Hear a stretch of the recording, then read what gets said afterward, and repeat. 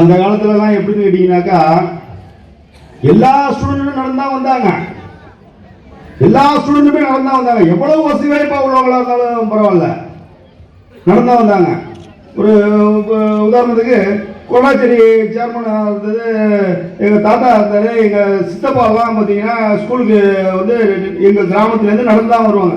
சேர்மனாக இருந்த ஒரு எப்படின்னு கேட்டிங்கன்னா ஒரு சைக்கிள் கூட வாங்கி கொடுக்கல. வசதி இருக்குங்கிறத எப்படின்னு கேட்டிங்கன்னா அந்த காலகட்டத்தில் பெற்றோர்கள் தங்கள் குழந்தைகளிடம் நாம் வசதியானவர்கள் அப்படிங்கிறத பறைசாற்ற மாட்டார்கள். அதனால தான் அந்த ஜெனரேஷன் நல்லா இருக்கும்.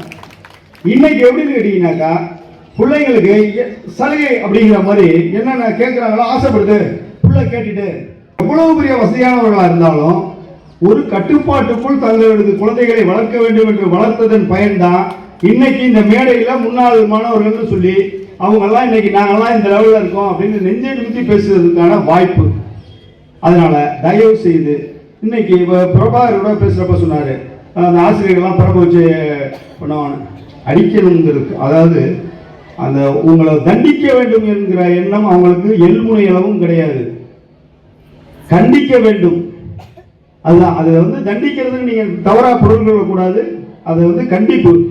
ஏன்னா கண்டிப்போடு வளர்த்தாதான் எதையுமே ஒரு முறைப்படுத்தி கொண்டு வந்தால்தான் அது சரியா இருக்கும்.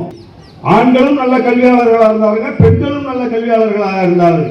இன்னும் சொல்ல போனால் தமிழில் உள்ள மாதிரி பெண்பார் புலவர்கள் வேறு எந்த ஒரு மொழியில கவிஞர்களும் கிடையாது. பெண்பார் புலவர்கள் அதிகமாக உள்ள மொழி தமிழ் மொழி. அதனால நான் இதை எதுக்காக சொல்ல வரேன்னு கேட்டீங்கன்னாக்கா இங்கே மேடையில் இருக்கிறவங்கெல்லாம் அடையாளப்படுத்தப்பட்ட அர்ஜுனர்கள், கீழே உட்கார்ந்து இருக்கிற அடையாளப்படுத்தப்படாத ஏகலைவன்கள் நிறைய பேர் இருக்கீங்க.